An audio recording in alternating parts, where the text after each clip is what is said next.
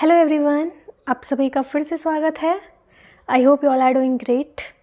तो ये वीडियो आपके लिए बहुत इंपॉर्टेंट रहेगी क्योंकि इसमें मैं कवर कराऊंगी पॉलिटी के टॉप 100 क्वेश्चंस। तो इसी तरीके से एग्जाम्स में क्वेश्चन पूछ जाएंगे, तो पूरा वीडियो आपको ध्यान से देखना है, इंपॉर्टेंट रहेगा। चलिए स्टार्ट करते हैं। कुछ करंट का भी टच रखेंगे ताकि जो न्यूज़ में पॉलिटी रही है उसके भी क्वेश्चन मिस ना हो। तो चलिए स्टार्ट करते हैं जी। पहला क्वेश्चन है, the Sarkaria commission was set up for the review of relation between. किसके बीच संबंधों की समीक्षा के लिए सरकारी आयोग की स्थापना की गई थी। तो देखो, सरकारी कमीशन उस समय पे जो सेंटर है और जो स्टेट के रिलेशन है, रिश्ते हैं, उनको एग्जामाइन करना है और चीज़ों को सुधार करना है और आपस में ऐसा हो कि कॉपरेशन बढ़े। इसके लिए जो भी चेंज ज़रूरी हैं उनको रिकमेंडेशन करना, इसके लिए सेटअप हुई थी सरकारी कमीशन। 1983 में ये एस्टेब्लिश हुई थी और इसने 5 साल बाद अपनी रिपोर्ट सबमिट करी। 5 साल इनको लग गए देखने में कि चीज़ें कहाँ पे गलत हैं और किस किस तरीके से एकदम अच्छे से कॉपरेशन के लिए चीज़ों को सही किया जा सकता है। 1988 में इन्होंने अपनी रिपोर्ट सबमिट करी और RS सरकारिया इसके चेयरमैन थे सरकारी कमीशन की। तो सेंटर स्टेट से संबंधित है, ऑप्शन सी इसमें सही है। नेक्स्ट क्वेश्चन है, governor's salary and allowance are given by. तो राज्यपाल का वेतन और भत्ता किसके द्वारा दिया जाता है। तो ये दिया जाता है consolidated fund of the state के द्वारा, ऑप्शन ए। तो देखो, एक होता है कंसोलिडेटेड फंड ऑफ इंडिया, इसमें जो यूनियन से संबंधित जो भी पोस्ट हैं, जैसे फॉर एग्जांपल प्रेसिडेंट है, तो प्रेसिडेंट के जो अलाउंस होते हैं वो कंसोलिडेटेड फंड ऑफ इंडिया से ही जाते हैं। इसके अलावा जैसे सैलरी हो गई, चेयरमैन हैं, डिप्टी चेयरमैन हैं राज्यसभा के, इसके अलावा जो स्पीकर हैं और डिप्टी स्पीकर हैं लोकसभा के, या फिर जज हैं सुप्रीम कोर्ट के, उनकी सबकी सैलरी अलाउंस जाते हैं कंसोलिडेटेड फंड ऑफ इंडिया से। वहीं जो स्टेट में जो भी व्यक्ति कोरिलेट करते हैं यूनियन से, उसके जाते हैं consolidated fund of the state से। फॉर एग्जांपल गवर्नर हो गए या फिर हाई कोर्ट के जो जज होंगे, उनकी भी जो सैलरी जाएगी वो consolidated fund of the state से जाएगी। तो ऑप्शन ए इसमें सही है। नेक्स्ट क्वेश्चन है, in case of death of the president and the vice president of India the following will act as the president of India. Bharat के राष्ट्रपति और उपराष्ट्रपति की मृत्यु के मामले में भारत के राष्ट्रपति के रूप में कौन कार्य करेगा। तो देखो, हालांकि ऐसा होता नहीं है कि प्रेसिडेंट की डेथ हो जाए, मतलब ऐसा हो सकता है लेकिन ऐसा नहीं हो सकता कि प्रेसिडेंट के बाद वाइस प्रेसिडेंट की भी डेथ हो जाए, क्योंकि प्रेसिडेंट के बाद जो ऑफिस यदि होल्ड करेगा टेम्परेरीली, वो करेगा वाइस प्रेसिडेंट, यदि ऐसा हो जाता है इंसिडेंट। लेकिन यदि वाइस प्रेसिडेंट के साथ भी ऐसी घटना हो जाए तो टेम्परेरीली ही बात कर रहे हैं हम, परमानेंट नहीं कर रहे हैं, तो परमानेंट के लिए तो इलेक्ट होना पड़ेगा। तो टेम्परेरीली इसमें चीफ जस्टिस ऑफ इंडिया करेंगे प्रेसिडेंट एंड वाइस प्रेसिडेंट के बाद, ऑप्शन ए। तो करंट में हमारे जो चीफ जस्टिस ऑफ इंडिया हैं अभी हाल ही में अपॉइंट हुए हैं, आपको पता होगा 50th चीफ जस्टिस बन गए हैं जस्टिस DY चंद्रचूड़। इन्होंने रिप्लेस किया है उदय उमेश ललित को। तो ऑप्शन ए इसमें सही है। Who is known as the first law officer in India. तो भारत में प्रथम विधि अधिकारी के रूप में किसे जाना जाता है। तो इनको जाना जाता है अटॉर्नी जनरल ऑफ इंडिया को, ऑप्शन सी। आर्टिकल 76 में बात करते हैं अटॉर्नी जनरल ऑफ इंडिया की। तो अभी हाल ही में senior advocate R Venkataramani जो हैं अपॉइंट हुए हैं new attorney general of India. इन्होंने रिप्लेस किया है KK वेणुगोपाल को। तो ऑप्शन सी इसमें सही है। Who remains in office as long as the president of India wishes. तो कौन है जो भारत के राष्ट्रपति की इच्छा अनुसार अपने पद पर बना रहता है। तो देखो, क्योंकि प्रेसिडेंट जो है वो गवर्नर को अपॉइंट करते हैं, तो लेकिन इसका मतलब ये नहीं है कि बिल्कुल अपनी मर्जी से ऐसे ही वो हटा देंगे। बस एक नाम आता है कि उनकी मर्जी के साथ ही उनका ऑफिस चलता है, लेकिन यदि हटाना हो तो बहुत सारी चीज़ें चाहिए कि आपने कुछ गलत किया है, प्रूफ करना है उसको, इन्वेस्टिगेशन, बहुत सारी चीज़ें चाहिए। लेकिन नाम आता है प्रेसिडेंट का, तो इसमें ऑप्शन ए हो जाएगा। गवर्नर की इच्छा, राष्ट्रपति की इच्छा अनुसार ये अपने पद पर रहते हैं। तो आर्टिकल 155 में ये बात होती है कि जो प्रेसिडेंट है वो गवर्नर को अपॉइंट करते हैं प्रेसिडेंट के द्वारा। आर्टिकल 153 से आपको कन्फ्यूजन नहीं करना है, क्योंकि आर्टिकल 153 में गवर्नर की बात करते हैं कि हर स्टेट में गवर्नर होना चाहिए।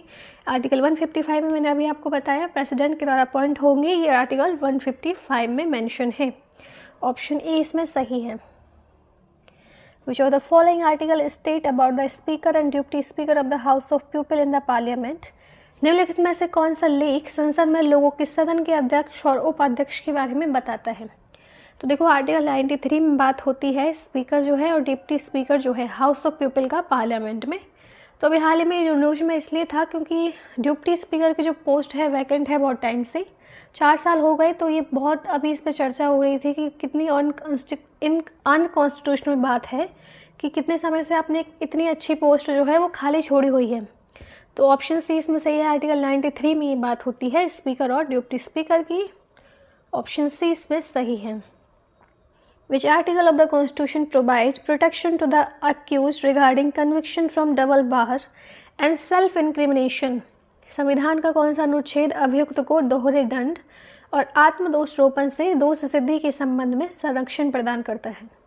तो इसमें से आर्टिकल जो है वो आर्टिकल है ऑप्शन डी, आर्टिकल 20। तो आर्टिकल 20 में एक तो ये प्रोविज़न है कि आपको एक ही क्राइम के लिए 2 बार सज़ा नहीं मिल सकती। फॉर एग्जांपल यदि आपने किसी का मर्डर कर दिया है तो उस मर्डर के लिए आपको 2 बार सज़ा नहीं मिलेगी। यदि एक बार आपको 10 साल की सज़ा मिल गई है तो दूसरी बार उसी क्राइम के लिए नहीं मिलेगी। यदि आप फिर से कुछ दोबारा क्राइम करते हैं तो आपको पक्का ही मिलेगी, लेकिन उससे पहले नहीं मिलेगी।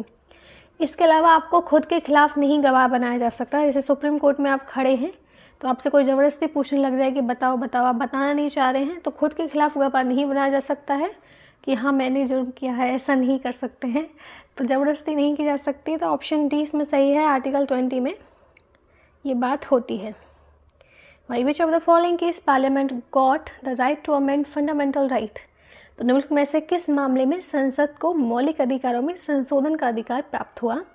इसका तो आपको सबको पता होना चाहिए।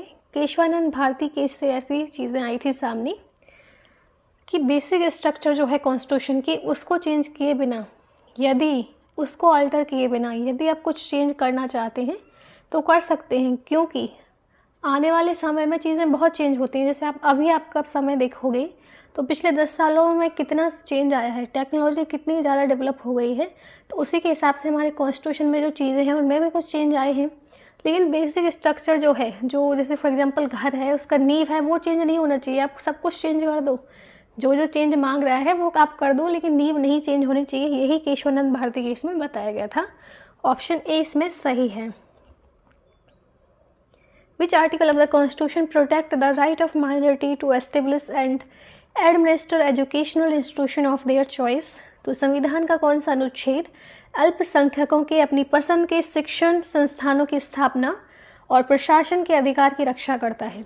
तो ये करता है आर्टिकल 30, ऑप्शन डी। तो देखो आर्टिकल 19 में तो मैंने आपको कहाँ बताया। आर्टिकल 90 में बात होती है right of freedom to speech and expression, कि आपको कुछ भी बोलने का और अभिव्यक्त करने का अधिकार है। क्योंकि यदि कुछ बोलेंगे नहीं, मन ही मन में रखेंगे तो ये कौन सी ज़िंदगी हुई। तो आर्टिकल 19 में बात करते हैं freedom of speech and expression. Article 26 में बात होती है आपको पूरा अधिकार है मैनेज करने का खुद के रिलीजियस अफेयर। इससे पहले एक और आर्टिकल आता है आर्टिकल 25, उसमें बात करते हैं आपको पूरा अधिकार है जो भी आपको रिलीजन अच्छा लगे उसको मानने का, तो प्रोपेगेट करने का उसको। तो ऑप्शन आर्टिकल 25 में ये बात होती है। 29 में जो भी माइनॉरिटी कम्युनिटी है उसका इंटरेस्ट को प्रोटेक्शन करना है, इसमें बात होती है। और एजुकेशन यदि आपको इंस्टीट्यूशनल एडमिनिस्ट्रेट करना है तो आर्टिकल 30 में बात होती है। क्योंकि कुछ लोग बहुत अलग हैं, उनकी संस्कृति अलग रही है, उनका कल्चर अलग रहा है, एजुकेशन अलग रहा है, तो सबको एक सांचे में नहीं डाल सकते हैं ना आपकी सबके लिए एक जैसे एजुकेशन इंस्टीट्यूशन आप बनाने लग जाएं। तो माइनॉरिटी अपने हिसाब से जैसा उनको सही लगे वो वैसा बनाएं। इसलिए इसमें बात होती है आर्टिकल 30 में, ताकि सबको समानता का अधिकार मिले। Option D. नेक्स्ट क्वेश्चन है which one of the following is empowered to alter the boundaries of state under the constitution of India? तो निम्न में से किसे भारत के संविधान के तहत राज्यों की सीमाओं को बदलने का अधिकार है? तो ये अधिकार तो पार्लियामेंट के पास है। आर्टिकल 3 में आपने देखा होगा, पढ़ा होगा। आर्टिकल 3 में ये बात होती है किसी स्टेट की बाउंड्रीज को चेंज करना है या फिर नाम रखना है या फिर नाम को चेंज करना है तो आर्टिकल 3 के माध्यम से होता है। और पार्लियामेंट ऐसा कर सकती है सिंपल मेजोरिटी से। ऑप्शन ए इसमें सही है। आगे बढ़ते हैं। The idea of parliamentary form of government is adopted from. तो सरकार की संसदीय स्वरूप का विचार कहाँ से लिया गया है? तो जब संविधान बना रहे हैं तो कुछ चीज़ें दूसरों की बहुत अच्छी देश में चल रही हैं, तो उस तरीके से हमने वो अपनाई है। तो पार्लियामेंट्री फॉर्म ऑफ गवर्नमेंट हमने अपनाई है यूनाइटेड किंगडम से, ऑप्शन बी इसमें सही है। विच of the following article include provision for election commission, तो उनमें से किस अनुच्छेद में चुनाव आयोग के प्रावधान शामिल हैं? तो इलेक्शन कमीशन होना चाहिए, आर्टिकल 324 में मेंशन है इलेक्शन कमीशन। और करंट में जो चीफ इलेक्शन कमिश्नर हैं, ये CGI कैसे लग गया यहाँ पे, 1 मिनट रुकिए आप लोग। तो करंट में चीफ इलेक्शन कमिश्नर हैं राजीव कुमार, ऑप्शन, और ए इसमें सही है। 324 में ऐसी बात होती है इलेक्शन कमीशन की। ओके, आगे बढ़ते हैं। Who observed that Comptroller and Auditor General of India shall be the most important office under the Constitution of India? किसने देखा कि भारत के नियंत्रक और महालेखा परीक्षक भारत के संविधान के तहत सबसे महत्वपूर्ण अधिकारी होंगे? तो ये देखा गया था डॉक्टर भीमराव अम्बेडकर के द्वारा। तो देखो कंप्ट्रोलर एंड ऑडिटर जनरल का कितनी अच्छी पोस्ट है कि वो ऑडिट करते हैं, जो भी सरकार खर्चा करती है, जो भी रेवेन्यू होता है उस सब का ऑडिट करता है कि कहाँ कहाँ पे चीज़ें जा रही हैं, कहाँ कहाँ पे चीज़ें गलत तो नहीं हो रही। तो बहुत ही इंपॉर्टेंट पोस्ट है और ये एग्जामाइन की थी और डॉक्टर भीमराव अम्बेडकर ने। ऑप्शन सी इसमें सही है। तो आर्टिकल 148 से 151 में मेंशन है कॉन्स्टिट्यूशन ऑफ इंडिया में CAG के बारे में, और ये हेड होते हैं इंडियन ऑडिट और अकाउंट डिपार्टमेंट के। करंट में ये हैं गिरीश चंद्र मुर्मू, जो कि CAG हैं हमारे इंडिया के। Which is the first ever state constituted on linguistic basis, भाषाई आधार पर गठित पहला राज्य कौन सा है? तो ये है आंध्र प्रदेश, ऑप्शन सी। तो अक्टूबर 1953 में आंध्र प्रदेश जो है ऐसा पहला स्टेट बन गया जो कि लिंग्विस्टिक बेसिस पे क्रिएट हुआ था। यहाँ पे तेलुगु स्पीकिंग एरिया था, उसको मद्रास स्टेट से सेपरेट कर दिया गया। फंडामेंटल राइट्स, तो इसमें से देखो fundamental right can be suspended during emergency, तो ये आपको पता होगा इमरजेंसी के दौरान वो सस्पेंड हो सकते हैं। लेकिन यदि इस प्रेसिडेंट को ऐसा लगता है कि हमारे इंडिया में ऐसी इमरजेंसी आ गई है, वॉर जैसी स्थितियाँ हो गई हैं, तो उस केस में आर्टिकल 352 के अंतर्गत नेशनल इमरजेंसी लगती है, जिसमें सभी जो फंडामेंटल राइट होते हैं वो सस्पेंड हो जाते हैं, सिवाय आर्टिकल 20 एंड 21 के लिए। तो 21 में राइट टू लाइफ की बात करते हैं और 20 में पर्सनल लाइबिलिटी की। तो देखो ऐसा नहीं है कि राइट टू लाइफ के लिए तो लोग जी ही रहे हैं, तो अगर उसकी सुरक्षा नहीं होगी तो फिर कैसी इमरजेंसी? तो ऑप्शन इसमें हो जाएगा डी सही। विच one of the following is not the philosophy of the constitution of India, निम्न में से कौन सा भारत के संविधान का दर्शन नहीं है? तो इनमें से जो है देखो वेलफेयर स्टेट तो है ही, सोशलिस्ट स्टेट भी है, पॉलिटिकल इक्वलिटी की भी हम बात करते हैं हमारी फिलोसफी में, लेकिन कम्युनिस्ट स्टेट की बात नहीं करते, तो इसमें से डी हो जाएगा जो कि गलत है, इसमें से option D. How many type of justice has been enriched in the preamble of the constitution of India, तो भारत के संविधान के प्रस्तावना में कितने प्रकार के न्याय को प्रतिष्ठापित किया गया है? तो देखो प्रीएम्बल जो है ना उसमें कुछ कुछ वर्ड ऐसे हैं जिससे क्वेश्चंस बनते हैं, तो इसमें से ये भी पूछ लिया है कि कितने जो है जस्टिस मेंशन है, तो 3 है, तो ऑप्शन बी इसमें सही है। सोशल, पॉलिटिकल एंड इकोनॉमिक ये जस्टिस मेंशन है। Which one of the following is not the feature of Indian constitution, तो इनमें से कौन सी एक भारतीय संविधान की विशेषता नहीं है? तो देखो पार्लियामेंट्री गवर्नमेंट तो हमारी विशेषता है, इंडिपेंडेंस ऑफ जुडिशरी भी है और फेडरल गवर्नमेंट भी है, लेकिन प्रेसिडेंशियल गवर्नमेंट नहीं है। ऑप्शन बी इसमें सही हो जाएगा। Prevention of cruelty to animals is listed in which list of the Indian constitution, जानवरों के प्रति क्रूरता की रोकथाम भारतीय संविधान की किस सूची में सूचीबद्ध है? तो ये है कॉन्करेंट लिस्ट में। कॉन्करेंट लिस्ट में ऐसी लिस्ट है जिसपे यूनियन का भी अधिकार है कि वो लॉ बना सकते हैं और स्टेट का भी अधिकार है कि वो लॉ बना सकते हैं, तो ऑप्शन सी। तो prevention of cruelty to animals C concurrent list में मेंशन है 7th शेड्यूल में। Which of the language is not included in the 8th schedule of the constitution, संविधान की 8वीं अनुसूची में कौन सी भाषा शामिल नहीं है? तो इसमें से इंग्लिश नहीं है, बाकी हिंदी, संस्कृत और उर्दू ये सब 8th शेड्यूल में शामिल है, लेकिन इंग्लिश नहीं है। तो पहले 14th थी, अब 22 लैंग्वेज हो गई हैं, इंग्लिश इनमें से एक नहीं है। विच of the following act setup directory system at the central level, जिनमें से किस अधिनियम ने केंद्रीय स्तर पर द्वैध शासन प्रणाली की स्थापना की? तो देखो आप कंफ्यूजन नहीं करना है, डायरेक्टरी जो इंट्रोड्यूस हुआ था वो गवर्नमेंट ऑफ इंडिया एक्ट 1919 की वजह से हुआ था, जिसने प्रोविंशियल लेवल पे प्रोविंशियल लेवल पे डायरेक्सी इंट्रोड्यूस की थी, यानी कि प्रोविंस के लेवल पे। डायरेक्सी का मतलब होता है डबल गवर्नमेंट। लेकिन जो 1935 का एक्ट आया, इसने जो प्रोविंस पे जो डायरेक्सी थी उसको समाप्त कर दिया और सेंट्रल लेवल पे इसको डायरेक्सी को इंट्रोड्यूस कर दिया। तो ऑप्शन ए इसमें सही हो जाएगा, सेंट्रल लेवल पे 1935 में आई थी। तो इसने 1990 के और गवर्नमेंट ऑफ इंडिया एक्ट के प्रोविंशियल लेवल पे जो डायरेक्सी थी उसको समाप्त कर दिया। तो गवर्नमेंट ऑफ इंडिया एक्ट 1935 को देखो मिनी कॉन्स्टिट्यूशन भी बोला जाता है, क्योंकि इसमें बहुत सारी अच्छी अच्छी चीज़ें हुई थी। जैसे फॉर एग्जांपल इसने प्रोविज़न दिया था कि फेडरल कोर्ट होनी चाहिए, तो फेडरल कोर्ट ही बाद में जाके सुप्रीम कोर्ट बनी। आरबीआई का भी इसी ने रिकमेंडेशन दिया था। तो बहुत सारी अच्छी अच्छी चीज़ें इन्होंने रिकमेंड की थी। ऑप्शन ए इसमें सही है। Which act of the British parliament abolished the east India company monopoly over trade in India. British संसद के किस अधिनियम ने भारत में व्यापार पर ईस्ट इंडिया कंपनी के एक अधिकार को समाप्त कर दिया। तो चार्टर एक्ट 1813 आपको पता होगा। कुछ कुछ चीज़ें ऐसी थी जिसपे मोनोपोली थी ट्रेड में कंपनी की, वो ख़त्म कर दी इसने। सब पे नहीं की थी, आप याद रखना, कन्फ्यूजन नहीं करना, सब पे नहीं की थी, कुछ कुछ पे की थी। और तो देखो ब्रिटिश जो गवर्नमेंट है उसको ही पसंद नहीं आ रहा है कि उसकी जो कंपनी है उसका इतना आधिपत्य जम गया है। हालांकि उनकी फेवरेट कंपनी थी, लेकिन उनका देश तो अलग देश है ना, तो देश में कंपनी ही तो फेमस हो रही है, तो उनको ये चीज़ अच्छी नहीं लग रही थी। वो अपने अधीन लेना चाहते थे सब कुछ, तो इसलिए धीरे धीरे करके उन्होंने जो ट्रेड पे मोनोपोली हो रही थी वो समाप्त कर दी। तो ऑप्शन सी के माध्यम से है ऐसा। तो 1813 में सारे जो ट्रेड थे उस पर जो मोनोपोली समाप्त कर दी। सिर्फ जो मोनोपोली थी चाइना के साथ जो ट्रेड था उस पर थी, और जो ट्रेड था टी में उस पर थी, बाकी सब खत्म कर दिए। ये भी 1833 का जो एक्ट आया उसमें समाप्त कर दिए गए थे। तो ऑप्शन सी इसमें सही है। तो federal court of India was establish in which of the following year. तो उनमें से किस वर्ष भारत के संघीय न्यायालय की स्थापना की गई। 1937 में एस्टेब्लिश हो गया था, और जो एक्ट था मैंने आपको अभी बताया 1935 के एक्ट से ही एस्टेब्लिश हुआ था। और सर मॉरिस गॉयर जो हैं ये पहले चीफ जस्टिस थे। Act of 1909 was associated with.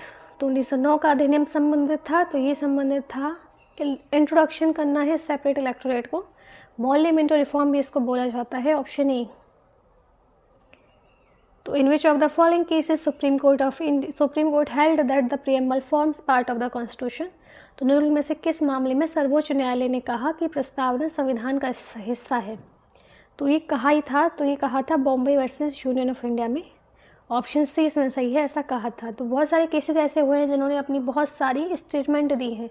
तो कुछ कुछ क्वेश्चंस में ऐसे पूछ लेते हैं कि कौन सा ऐसा केस है बहुत फेमस जो हुआ है, तो उसमें ऐसा क्या बताया गया था, तो ये पूछ लेते हैं। तो इसको आप याद रखिए।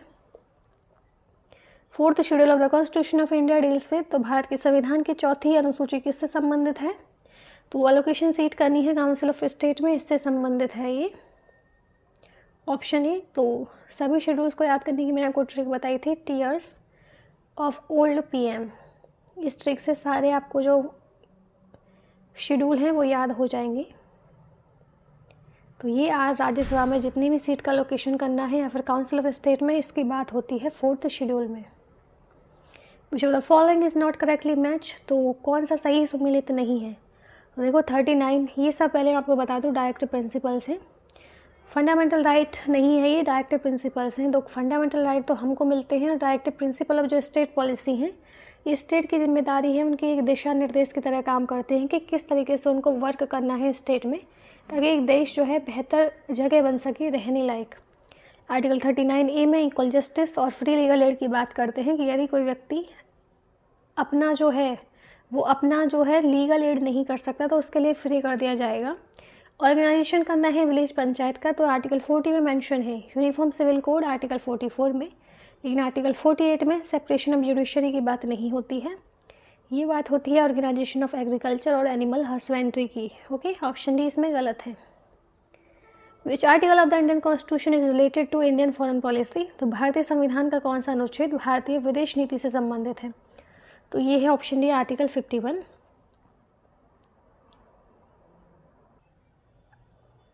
तो इसके माध्यम से प्रमोट करना है इंटरनेशनल पीस और सिक्योरिटी को। आर्टिकल 51 में ये बात होती है। ऑप्शन डी इसमें सही है। Fundamental duties were incorporated in the constitution on the recommendation of. संविधान में मौलिक कर्तव्यों को किसकी सिफारिश पर शामिल किया गया था। तो ये शामिल हुए थे स्वर्ण सिंह कमेटी के रिकमेंडेशन पे। ऑप्शन ए इसमें सही है, ये तो बहुत फेमस क्वेश्चन है। The president of India is elected by, तो भारत के राष्ट्रपति किसके द्वारा चुने जाते हैं, ये तो आपको पता होगा, जो भी इलेक्टेड मेंबर्स होते हैं उनके द्वारा। तो इलेक्टेड मेंबर राज्यसभा, लोकसभा और स्टेट लेजिस्लेटिव असेंबली के जो भी होते हैं उनके द्वारा चुने जाते हैं president of India. To whom does the president of India address his resignation? Bharat के राष्ट्रपति अपना इस्तीफा किसे संबोधित करते हैं, तो ये करते हैं वाइस प्रेसिडेंट को। Option B. The dispute relating to the election of the president is refer to the, तो यदि राष्ट्रपति चुनाव को लेकर कोई विवाद है तो उसे कहाँ पे रेफर किया जा सकता है, तो ये है इलेक्शन, तो ये है सुप्रीम कोर्ट के पास। तो इलेक्शन कुछ डिस्प्यूट हो गए हैं तो सुप्रीम कोर्ट उसको देखेगा। तो आर्टिकल 71 के अकॉर्डिंग कॉन्स्टिट्यूशन के जो भी डाउट्स और डिस्प्यूट होते हैं, जो भी इलेक्शन जो है प्रेसिडेंट और वाइस प्रेसिडेंट के कनेक्शन में जितने भी डिस्प्यूट होते हैं या फिर जो डाउट्स होते हैं वो इंक्वायर होकर ये जा सकते हैं या फिर डिसाइड होते हैं वो सुप्रीम कोर्ट के द्वारा। ऑप्शन बी इसमें सही है। Which article of the Indian constitution empower the president to consult the supreme court, भारतीय संविधान का कौन सा अनुच्छेद राष्ट्रपति को सर्वोच्च न्यायालय से परामर्श करने का अधिकार देता है, तो ये देता है आर्टिकल 143। तो आर्टिकल 143 में सुप्रीम कोर्ट और जो प्रेसिडेंट है वो कंसल्ट कर सकते हैं, क्योंकि प्रेसिडेंट जो है उसको सारी चीज़ें नहीं पता होंगी, लीगल चीज़ें हो गई कुछ ऐसी जिस पे कंसल्ट करना ज़रूरी है, तो कंसल्ट कर सकते हैं president. Which one of the following is not appointed by the president of India, तो उनमें से किसे भारत के राष्ट्रपति द्वारा नियुक्त नहीं किया जाता है, तो देखो चीफ इलेक्शन कमिश्नर को अपॉइंट किया जाता है प्रेसिडेंट के द्वारा, गवर्नर हो या फिर प्राइम मिनिस्टर को भी अपॉइंट करते हैं प्रेसिडेंट, एक नाम सा है कि प्रेसिडेंट अपॉइंट किया है। अब वाइस प्रेसिडेंट जो है लेकिन ये अपॉइंट नहीं होते हैं प्रेसिडेंट के द्वारा, इनका भी एक इलेक्शन प्रोसीजर है, तो ये मेंशन है आर्टिकल 66 में जो भी इनका मैनर है इलेक्शन का। President of India does not have the right to, तो भारत के राष्ट्रपति के पास अधिकार नहीं है, तो इनके पास जो है वो अधिकार नहीं है। एक मिनट रुकना, तो इस क्वेश्चन को आप इस तरह से कर लीजिए एक बार। हु कैन रिमूव आज, क्योंकि उसमें कन्फ्यूजन हो जाता, हु कैन रिमूव अ जज ऑफ सुप्रीम कोर्ट, तो सर्वोच्च न्यायालय के न्यायाधीश को कौन हटा सकता है, तो देखो जो फाइनल मोहर होती है वो प्रेसिडेंट की लगती है, लेकिन पार्लियामेंट इसका प्रोसीजर करता है कंप्लीट। ऑप्शन बी इसमें सही है प्रेसिडेंट। तो चीफ जस्टिस ऑफ इंडिया हुई या फिर जज हुए सुप्रीम कोर्ट के, ये प्रेसिडेंट ऑफ इंडिया के द्वारा रिमूव हो सकते हैं पार्लियामेंट की एडवाइस पे। ऑप्शन बी इसमें सही हो जाएगा। The Indian legislature was made by bicameral for the first time by, भारतीय विधायिका को पहली बार द्विसदनीय बनाया गया था, तो ये बनाया गया था गवर्नमेंट ऑफ इंडिया एक्ट 1919 के द्वारा, इसको पहली बार बाई कैमरल बना दिया गया था इंडियन लेजिस्लेचर को। ऑप्शन सी इसमें सही हो जाएगा। Who among the following person was not a member of the cabinet mission, तो उनमें से कौन कैबिनेट मिशन का सदस्य नहीं था, तो देखो Pethick Lawrence, Stafford Cripps, A B. Alexander, ये तीनों थे, लेकिन विलियम वुड नहीं था, तो ऑप्शन ए इसमें से सही हो जाएगा। The first day session of Indian constituent assembly was chaired by, भारतीय संविधान सभा के पहले दिन के सत्र की अध्यक्षता किसने की थी, तो देखो पहला जो सत्र हुआ था सेशन वो चेयर किया था डॉक्टर सच्चिदानंद सिन्हा ने। Option B. तो सच्चिदानंद सिन्हा जो थे इन्होंने टेम्परेरी चेयर किया थी पहली मीटिंग जो थी कॉन्स्टिट्यूएंट असेंबली की, यानी कि टेम्परेरी की थी, परमानेंट मेंबर नहीं बने थे। 9 दिसंबर 1946 को जो मीटिंग हुई थी और कॉन्स्टिट्यूएंट असेंबली ने डॉक्टर राजेंद्र प्रसाद को परमानेंट चेयरमैन इलेक्ट किया था 11 दिसंबर 1946 को, और जो डॉक्टर राजेंद्र प्रसाद का नाम दिया था ये प्रपोज किया गया था जे.बी. कृपलानी के द्वारा। तो राजेंद्र प्रसाद बने थे कॉन्स्टिट्यूएंट असेंबली जो थे उसके इलेक्टेड हेड बने थे। सच्चिदानंद सिन्हा जो थे इन्होंने टेम्परेरी फर्स्ट मीटिंग को चेयर कर लिया था। How many sessions of the Indian constituent assembly were conducted for the formulation of Indian constitution, भारतीय संविधान के निर्माण के लिए भारतीय संविधान सभा के कितने सत्र आयोजित किए गए थे, तो ये 12 हुए थे। Option C. तो देखो कॉन्स्टिट्यूएंट असेंबली ने टोटल 2 साल 11 महीने का टाइम और 18 दिन का टाइम लिया था कॉन्स्टिट्यूशन को ड्राफ्ट करने के लिए, और इस पीरियड के अंतर्गत 11 सेशन हुए थे जिसमें 165 कम दिन जो थे वो कवर होते हैं। लेकिन इन 11 सेशन के अतिरिक्त एक और सेशन हुआ था जो 24 जनवरी 1950 को हुआ था, जिसमें साइन हुए थे। तो इसी वजह से जो है 12 सेशन गिने जाते हैं टोटल। तो ऑप्शन सी इसमें से सही है। Who among the following was the chairman of union constitute assembly? तो निम्न में से कौन संविधान सभा की संघ संविधान समिति का अध्यक्ष था? तो ये थे जवाहरलाल नेहरू, ऑप्शन सी। तो इसी के साथ हम जो कमेटी हैं पूछे जाते हैं कि किसके चेयरमैन कौन थे। तो कुछ इंपॉर्टेंट देख लेते हैं, जैसे committee on rules of procedure के थे doctor Rajendra Prasad, steering committee के थे doctor Rajendra Prasad, state committee के थे जवाहरलाल नेहरू, ड्राफ्टिंग कमेटी की तो आपको पता होगा doctor Bhimrao Ambedkar, provincial constitutional committee की थी Sardar Patel, advisory committee on fundamental right minorities tribal and excluded areas की थी सरदार वल्लभ भाई पटेल। इस कमेटी के 2 सब कमेटी थी, एक तो थी फंडामेंटल राइट सब कमेटी जो JB कृपलानी की अध्यक्षता में थे, और माइनॉरिटी सब कमेटी जिसके HC मुखर्जी को चेयरमैन बनाया गया था। Who was the president of Indian national Congress at the time of partition of India? तो भारत विभाजन के समय भारतीय राष्ट्रीय कांग्रेस के अध्यक्ष कौन थे? तो ये थे JB कृपलानी थे उस टाइम पे जब पार्टीशन हो रहा था उस टाइम पे। The concept of judicial review in India has been adopted from the constitution of? तो भारत में न्यायिक समीक्षा की अवधारणा को किसके संविधान से अपनाया गया है? तो जुडिशियल रिव्यू का प्रोसेस लिया गया है USA से, अमेरिका से। तो कुछ चीज़ें दूसरों की अपनाई गई हैं जो वहाँ पे बहुत अच्छी थी। तो ऑप्शन बी USA से लिया गया है जुडिशियल रिव्यू का procedure. Who appoint the chairman of public account committee in the Indian parliament? तो भारतीय संसद में लोक लेखा समिति के अध्यक्ष की नियुक्ति कौन करता है? तो ये की जाती है लोकसभा स्पीकर के द्वारा, ऑप्शन सी। तो पब्लिक अकाउंट कमेटी जो है 22 मेंबर होते हैं। जो CAG की रिपोर्ट होती है उसको ऑडिट करना और एग्जामाइन करना, ये इसका फंक्शन होता है। 1 साल का इसका टर्म ऑफ ऑफिस होता है। First lady to become governor of the state in India? राज्य की राज्यपाल बनने वाली पहली प्रथम महिला कौन थी? तो ये थी Sarojini Naidu, option C.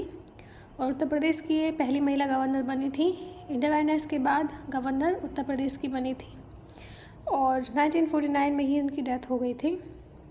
The speaker of legislative assembly of a state want to resign, he will give his resignation to? यदि किसी राज्य की विधानसभा का अध्यक्ष त्यागपत्र देना चाहता है तो वह अपना त्यागपत्र किसे देगा? तो वे देंगे डिप्टी स्पीकर को। स्पीकर जो होते हैं वो डिप्टी स्पीकर को अपना रिजाइनेशन देंगे। ये बात मेंशन है आर्टिकल 179 के बी क्लॉज में। स्पीकर ऑफ लेजिस्लेटिव असेंबली यदि वो रिजाइन करना चाहते हैं तो डिप्टी स्पीकर को अपना रिजाइनेशन देंगे। The salaries and allowance of the जज of the high court are charge to the? तो उच्च न्यायालय के न्यायाधीशों के वेतन और भत्तों का प्रभार किससे लिया जाता है? तो ये तो मैंने आपको बता दिया था, consolidated fund of the state से। सुप्रीम कोर्ट की बात हो जाएगी तो consolidated fund of India, and high court के जज consolidated fund of the state. तो जो भी रेवेन्यू जो सरकार को होता है वो कॉन्सोलिडेटेड फंड ऑफ इंडिया में जाता है, यूनियन की बात करें तो। और जो भी लोन लेती है सरकार उसका भी पैसा कॉन्सोलिडेटेड फंड ऑफ इंडिया में जाता है। तो बजट के लिए यदि पैसा चाहिएगा तो वो भी कॉन्सोलिडेटेड फंड ऑफ इंडिया से ही आएगा, क्योंकि गवर्नमेंट का फंड होता है। Under which article of the constitution of India tax are levied and collected by the centre but distributed between the centre and the state? कौन से आर्टिकल के अंतर्गत टैक्स जो हैं वो लेविड और कलेक्ट किए जाते हैं सेंटर के द्वारा, लेकिन डिस्ट्रीब्यूट होते हैं सेंटर और स्टेट के द्वारा? तो ये है आर्टिकल 270, इसके अंतर्गत ऐसा होता है।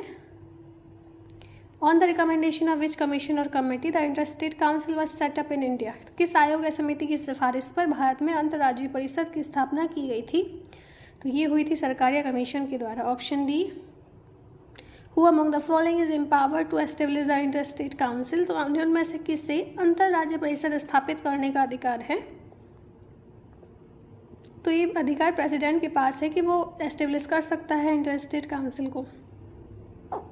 Who preside over the meeting of national development council of India? भारतीय राष्ट्रीय विकास परिषद की बैठकों की अध्यक्षता कौन करता है?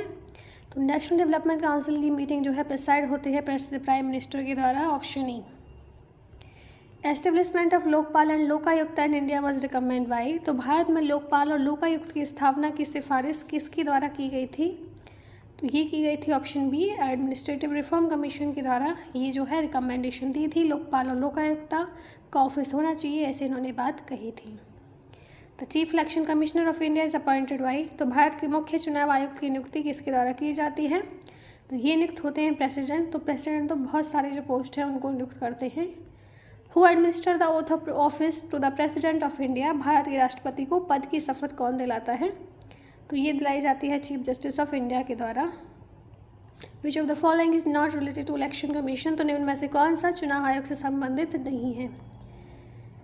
तो यह to issue the notification of election, ये इलेक्शन कमीशन का काम नहीं है। बाकी डिस्ट्रीब्यूट करना है इलेक्शन सिंबल को, वैलिडिटी ऑफ इलेक्शन को सेटल करना है, या फिर इलेक्शंस को पीसफुली कंडक्ट कराना है, ये तीनों जो है इलेक्शन कमीशन की जिम्मेदारी है। लेकिन इश्यू करना जो है ये पार्लियामेंट के अंतर्गत आता है। जो नोटिफिकेशन होता है इलेक्शन का, लोकसभा राज्यसभा का, ये इश्यू किया जाता है प्रेसिडेंट के द्वारा। ठीक है, प्रेसिडेंट के द्वारा होता है। और लेजिस्लेटिव काउंसिल का जो है वो गवर्नर के द्वारा होता है। और इसमें ऑप्शन ए हो जाएगा, जो कि नोटिफिकेशन इश्यू करना है। ये जो इलेक्शन कमीशन का काम नहीं है, ये है प्रेसिडेंट का काम या फिर गवर्नर का। The decision to disqualify the person declared convict by the court to contest the election has been made by, न्यायालय द्वारा दोषी घोषित व्यक्ति को चुनाव लड़ने के लिए अयोग्य घोषित करने का निर्णय किसके द्वारा किया गया है? तो ये करती है parliament, option D. Which of the following is concern with the 61st amendment of the Indian constitution, निम्न में से किसका संबंध भारतीय संविधान के 61वें संशोधन से है? तो वोटिंग एज इसमें कम की गई थी, ऑप्शन सी इसमें सही हो जाएगा। Dinesh Goswami committee was concern with, Dinesh Goswami समिति का संबंध किससे था? इलेक्टोरल रिफॉर्म से था, option B. Which of the following elections is not conducted by the election commission, तो इनमें से कौन सा चुनाव आयोग द्वारा नहीं कराया जाता है? तो देखो, लोकसभा के इलेक्शन, राज्यसभा के इलेक्शन, प्रेसिडेंशियल इलेक्शन, ये सब इलेक्शन कमीशन कंडक्ट कराता है, लेकिन लोकल बॉडीज़ की नहीं कराता। तो लोकल बॉडीज़ के होते हैं स्टेट इलेक्शन कमीशन के अंतर्गत। तो इलेक्शन कमीशन अलग है और स्टेट इलेक्शन कमीशन अलग है, जो कि हर स्टेट की है। तो आर्टिकल 243 के और 243 में इलेक्शंस की बात होती है, जो पंचायत और म्यूनिसिपैलिटीज़ की इलेक्शंस हैं। Who has been authorise to constitute finance commission to review finance position of panchayat, panchayat की वित्तीय स्थिति की समीक्षा के लिए वित्त आयोग के गठन के लिए किससे अधिकृत किया गया है? तो ये करते हैं गवर्नर ऑफ द स्टेट करते हैं ऑथराइज, जो भी फाइनेंस कमीशन के लिए रिव्यू करना पड़ता है पंचायत के लिए। तो option A governor. The committee which recommend that the panchayati raj institution should be constitutionally organized watch, panchayati raj संस्थाओं को संवैधानिक रूप से मान्यता देने की सिफारिश करने वाली समिति कौन सी थी? तो ये थी LM सिंघवी कमेटी। तो देखो, पंचायती जब बनाना स्टार्ट हुआ तो बहुत सारे रिकमेंडेशन आई थी, जिसमें से अशोक मेहता कमेटी की थी 2 टायर पे, फिर बलवंत राय मेहता जी थे, उन्होंने 3 टायर पे बताया, और LM सिंघवी ने कहा कि कॉन्स्टिट्यूशनली भी तो इसको पहचान मिलनी चाहिए। तो option C. Function to be assigned to the panchayat by 73rd amendment of the constitution are mentioned in, संविधान के 73वें संशोधन द्वारा पंचायत को सौंपे जाने वाले कार्यों का उल्लेख है। तो ये 11th शेड्यूल में मेंशन है, option E. Under Indian constitution provision for schedule tribe in Lok Sabha has been made under, भारतीय संविधान के तहत लोकसभा में अनुसूचित जनजातियों के लिए प्रावधान दिया गया है। तो ये आर्टिकल 330 में बात होती है शेड्यूल ट्राइब और शेड्यूल इन लोगों की, जो भी शेड्यूल कास्ट और शेड्यूल ट्राइब है। ऑप्शन ए इसमें सही है। The appointment of a governor in a state is made as per the provision in constitution under article, किस राज्य में राज्यपाल की नियुक्ति संविधान के अनुच्छेद के तहत प्रावधान के अनुसार की जाती है? तो इसका सही हो जाएगा ऑप्शन सी। 155 में बताते हैं कि जो प्रेसिडेंट के द्वारा अपॉइंट होंगे गवर्नर। 153 में बात होती है कि गवर्नर होना चाहिए किसी स्टेट का। Who has the right under constitution to seek the opinion of the supreme court on the question of law, कानून के सवाल पर सर्वोच्च न्यायालय की राय लेने का अधिकार संविधान के तहत किसको है? तो प्रेसिडेंट के पास है लॉ जो है ये राय लेने का अधिकार, option E. Which of the following cases come under the jurisdiction of high court and supreme court, तो निम्न में से कौन सा मामला उच्च न्यायालय और सर्वोच्च न्यायालय के अधिकार क्षेत्र में आता है? तो इनमें से देखो, इन्फोर्समेंट करना है फंडामेंटल राइट का, तो ये आता है हाई कोर्ट और सुप्रीम कोर्ट के जुरिडिक्शन में। तो देखो 32 में बात होती है कोई भी व्यक्ति रिट जारी कर सकता है, यदि उनका फंडामेंटल राइट वायलेट होता है सुप्रीम कोर्ट के पास जा सकता है 32 के अंतर्गत। आर्टिकल 2 to 6 के अंतर्गत जा सकते हैं हाई कोर्ट में, रिट जारी कर सकते हैं यदि फंडामेंटल राइट वायलेट होता है। तो ये दोनों शक्तियाँ जो हैं हाई फंडामेंटल राइट के बारे में हैं, ये दोनों इनके पास हैं। लेकिन जो डिस्प्यूट होता है, झगड़े होते हैं सेंट्रल स्टेट के बीच में, इनको सुलझाने का दायित्व सिर्फ सुप्रीम कोर्ट के पास है, हाई कोर्ट के पास नहीं है। ओके, और यदि दोनों के बीच में ही होते हैं डिस्प्यूट स्टेट के बीच में, तो ये भी सुप्रीम कोर्ट का अधिकार है, इसमें भी हाई कोर्ट की कोई मर्जी नहीं है। जो डिस्प्यूट होते हैं तो स्टेट के बीच में या फिर सेंटर और स्टेट के बीच में, तो ये ओरिजिनल जुरिडिक्शन है सुप्रीम कोर्ट का, जो कि आर्टिकल 131 में एन्यूमरेट है। Option C, which of the following act legislative council of India has receive the power to discuss the budget. तो ये पावर मिली थी इंडियन काउंसिल एक्ट 1892 में। The concept of judicial review in India has been adopted from the constitution of. Bharat में न्यायिक समीक्षा की अवधारणा को किसके संविधान से अपनाया गया है? यूएसए से लिया गया है जुडिशियल रिव्यू का procedure. Which one of the following is in the state list. तो निम्नलिखित में से कौन एक राज्य सूची में है? तो रेलवे पुलिस जो है राज्य सूची में है, क्योंकि पुलिस आती है स्टेट के अंतर्गत, तो इसलिए रेलवे की पुलिस भी स्टेट के अंतर्गत आएगी। तो देखो, रेलवे जो है सब्जेक्ट है यूनियन लिस्ट का, आप इसको कन्फ्यूजन नहीं करना है, लेकिन जो रेलवे पुलिस है वो स्टेट लिस्ट के अंतर्गत आती है, क्योंकि पुलिस जो है स्टेट का सब्जेक्ट है।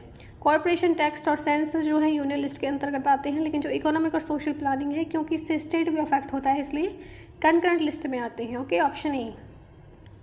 Provision of the 6th schedule of the constitution does not apply to the which of these state. संविधान की 6ठी अनुसूची के प्रावधान इनमें से किस राज्य पर लागू नहीं होते हैं?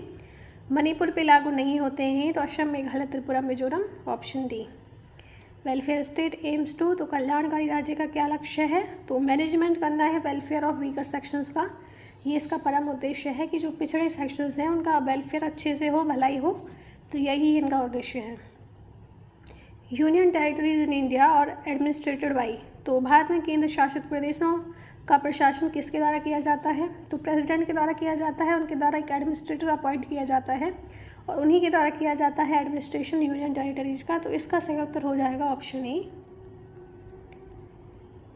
ए British citizen staying in India can not claim right to. तो भारत में रहने वाले एक ब्रिटिश नागरिक अधिकार का दावा नहीं कर सकता है, तो ये नहीं कर सकता है freedom of trade and profession का। तो ब्रिटिश सिटीजन को इंडिया में आके रह रहा है, तो इसका मतलब ये नहीं है कि वो सारे जो राइट हमें मिलते हैं सिटीजन को, वो उनको भी मिलने लग जाएंगे। कुछ राइट हैं जो उनको मिलते हैं, जैसे ज़िंदगी तो आप अच्छी तरीके से जिए, आपको कोई मनाही नहीं है, लेकिन स्पीच और एक्सप्रेशन का राइट उनके पास नहीं होगा कि खुल के कुछ भी बोलें, और या फिर ट्रेड भी वो कुछ भी करें, उनके पास ये भी अधिकार नहीं होगा। लेकिन लॉ की नज़र में आप समान होंगी, लाइफ और पर्सनल लाइबिलिटी मिलेगी और रिलीजन की स्वतंत्रता भी मिलेगी, लेकिन अब ट्रेड की फ्रीडम नहीं है। तो option E. Which of the following fundamental right is not available to foreign citizen. तो मैंने आपको अभी बताया था, उनमें से कौन सा मौलिक अधिकार विदेशी नागरिकों को प्राप्त नहीं है? तो फ्रीडम ऑफ एक्सप्रेशन नहीं है कि कुछ भी एक्सप्रेस करें, क्योंकि वो सिटीजन थोड़ी है इंडिया के। तो ऑप्शन बी। बाकी सारे right against exploitation, right to freedom of liberty, equality before law, ये सब है, लेकिन बी नहीं है इसमें से। Which of the following right conferred by the constitution of India is also available to non citizens. तो भारत के संविधान द्वारा प्रदत्त निम्नलिखित में से कौन सा अधिकार गैर नागरिकों को भी उपलब्ध है? तो देखो, ये है राइट टू कॉन्स्टिट्यूशनल रेमेडीज़। जैसे हम हमारा फंडामेंटल राइट वियोलेट होने पर सुप्रीम कोर्ट के पास जा सकते हैं या हाई कोर्ट के पास जा सकते हैं, उसी तरीके से जो नॉन सिटीजन्स होते हैं वो भी यदि उनका फंडामेंटल राइट वियोलेट हो जाए तो उनको भी मिलता है संवैधानिक उपचार। तो आर्टिकल 32 के अंतर्गत या फिर 2 to 6 के अंतर्गत जा सकते हैं सुप्रीम कोर्ट या फिर हाई कोर्ट में। बाकी जितनी भी हैं, जैसे कि स्पीच देना मैंने आपको बताया, इनके पास नहीं है। जो नॉन सिटीजन्स होते हैं, मूव करना है या फिर सेटल करना है किसी भी पार्ट में अपनी मर्जी से, ये भी उनके पास नहीं है। और प्रॉपर्टी को एक्वायर करने की स्वतंत्रता ये भी नहीं है। तो ऑप्शन 20 में से सही है बस। The provision of reservation of OBC is made in the constitution under which article. OBC के आरक्षण के प्रावधान संविधान में किस अनुच्छेद के तहत बनाए गए हैं? तो ये है आर्टिकल 15 4th और 16th में। यानी कि जो भी सरकार को चाहिए कि इनके लिए एडवांसमेंट करें वीकर सेक्शन के लिए, या तो रिजर्वेशन देना है या फिर किसी तरीके से उनका एडवांसमेंट हो जाए, तो आर्टिकल 15 4 क्लॉज और 16 के 4 क्लॉज में ये बात मेंशन है। Option C. Which of the following is not a fundamental right. तो निम्नलिखित में से कौन सा मौलिक अधिकार नहीं है? तो इसमें से देखो, जो equal pay for equal work है, ये डायरेक्टिव प्रिंसिपल्स में आता है, ये फंडामेंटल राइट नहीं है। तो right against exploitation, equality before law या right to freedom of religion, ये तीनों हैं, लेकिन ये नहीं है ऑप्शन बी। तो equal pay for equal work ये डायरेक्टिव प्रिंसिपल में आता है 39D में, पार्ट 4 में डायरेक्टिव प्रिंसिपल्स के। Panchayati raj system in India is laid down under. तो भारत में पंचायती राज व्यवस्था किसके अंतर्गत रखी गई है? तो ये तो डायरेक्टिव प्रिंसिपल्स में ही मैंने आपको बताया, आर्टिकल 40 में आता है panchayati raj. Which of the following is not included in directive principle of state policy. और निम्नलिखित में से कौन सा राजनीति के निर्देशक सिद्धांतों में शामिल नहीं है? तो ये नहीं है राइट टू इन्फॉर्मेशन। बाकी prohibition of liquid, right to work, equal wage for equal work, ये सब है, लेकिन राइट टू इन्फॉर्मेशन नहीं है। तो राइट टू इन्फॉर्मेशन जो है एक लीगल राइट के रूप में इमर्ज हुआ राइट टू इन्फॉर्मेशन एक्ट 2005 से। और आर्टिकल 39 में बात करते हैं equal pay for equal work के लिए, दोनों मैन और वुमेन्स के लिए। एंड आर्टिकल 39A में बात होती है एडुकेटेड मीन्स होना चाहिए लाइवलीहुड का। तो यदि आपको वीडियो अच्छी लग रही है तो प्लीज़ इसे लाइक भी कीजिए एंड चैनल को सब्सक्राइब कीजिए एंड कुछ कमेंट भी कीजिए अच्छे। The vacant post of the president is to be filled within. तो राष्ट्रपति की रिक्त पद को कितने दिनों के भीतर दाखिल किया जाना चाहिए। तो यदि कोई प्रेसिडेंट की पोस्ट जो है वो वैकेंट हो गई है तो उसको 6 महीने के अंतर्गत फिल होना जरूरी है। President can dissolve Lok Sabha on. तो राष्ट्रपति लोकसभा को कब भंग कर सकते हैं, तो ये कर सकते हैं रिकमेंडेशन पे यूनियन कैबिनेट की, ऑप्शन सी। तो आर्टिकल 85 के सेकंड बी में मेंशन है ये बात। Who is the chairman of Rajya Sabha. Rajya Sabha का सभापति कौन होता है, तो वाइस प्रेसिडेंट होता है, ये आपको पता होगा। The official legal advisor to the state government is. राज्य सरकार का आधिकारिक कानूनी सलाहकार कौन है, तो ये है advocate general, option C. Controller and auditor general of India is appointed by. तो भारत के नियंत्रक एवं महालेखा परीक्षक की नियुक्ति किसके द्वारा होती है, तो ये होती है प्रेसिडेंट के द्वारा। आर्टिकल 148 में मेंशन है controller and auditor general of India. Supreme court of India can resolve dispute between the centre and the state falls under its. Bharat का सर्वोच्च न्यायालय केंद्र और राज्य के बीच विवाद को हल कर सकता है, किसके अंतर्गत आता है, तो ये मैंने आपको पिछली स्लाइड में बताया। जो सुप्रीम कोर्ट है ये झगड़े सॉल्व करता है स्टेट के, या फिर आपस में स्टेट के झगड़े हो रहे हैं या फिर स्टेट और सेंटर के हो रहे हैं, तो ये सिर्फ सुप्रीम कोर्ट के पास अधिकार है, इसलिए इनका ओरिजिनल ज्यूरिसडिक्शन है जहाँ से इसकी नींव रखी गई है, शुरुआत है, option B. The procedure of impeachment of the president of India is. Bharat के राष्ट्रपति के महाभियोग की प्रक्रिया है, ये आपको पता होगा, quasi judicial procedure.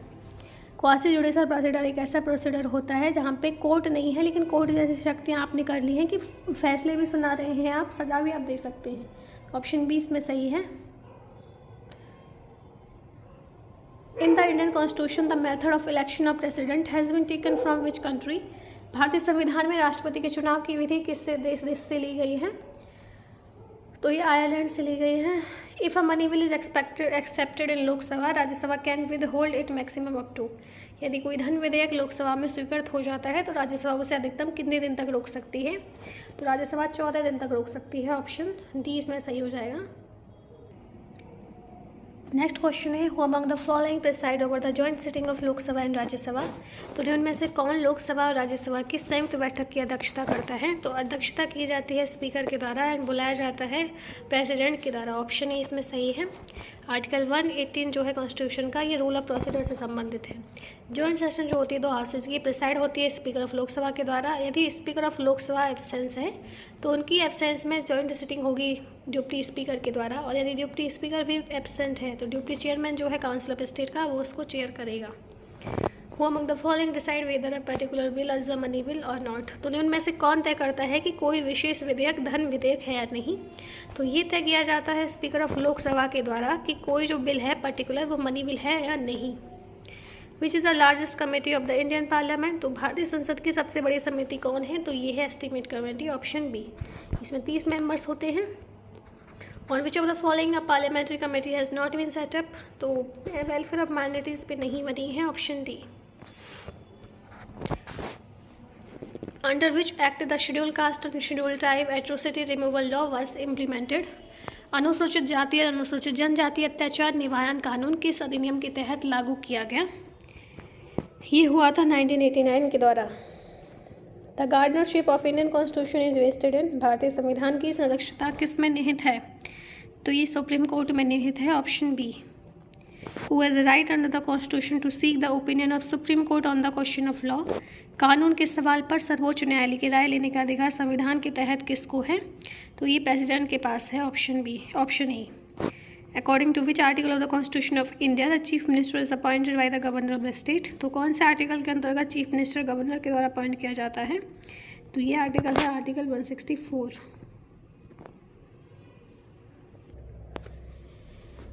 Next question है the state finance commission is. तो राज्य वित्त आयोग है तो एक कॉन्स्टिट्यूशनल बॉडी है, ऑप्शन बी, ऑप्शन सी।